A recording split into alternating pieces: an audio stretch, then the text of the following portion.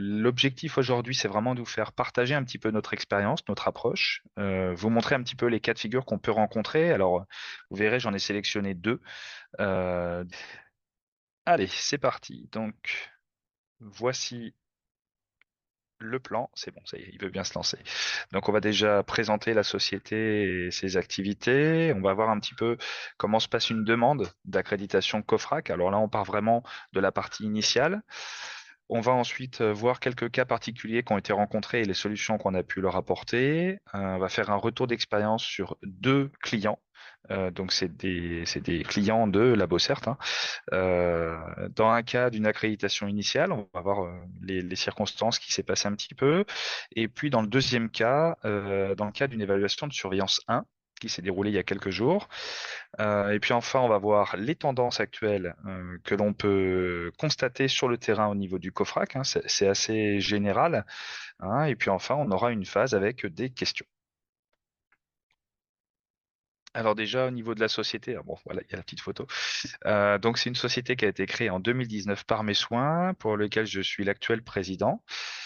Créé initialement pour faire tout ce qui est conseil et audit au niveau des laboratoires de stratégie et prélèvement d'air amianté. Donc vous voyez que c'est un peu un marché de niche qui représente quand même une centaine de laboratoires en France.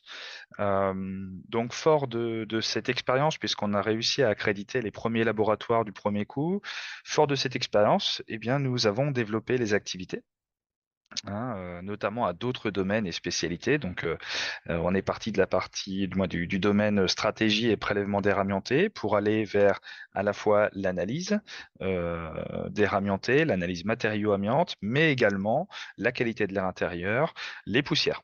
Voilà, donc ça, c'était les premières évolutions, hein. Et petit à petit, nous avons, ah bah, je suis désolé, le téléphone qui se met à sonner, comme par hasard en même temps. Euh, Nous avons également d'autres domaines de laboratoire, comme de la métrologie, qui sont venus se greffer au fur et à mesure pour des missions plus ou moins éparses. On a été donc certifié Calliope en octobre 2020. Nous allons avoir notre renouvellement d'ici quelques semaines qui va se dérouler en nos locaux.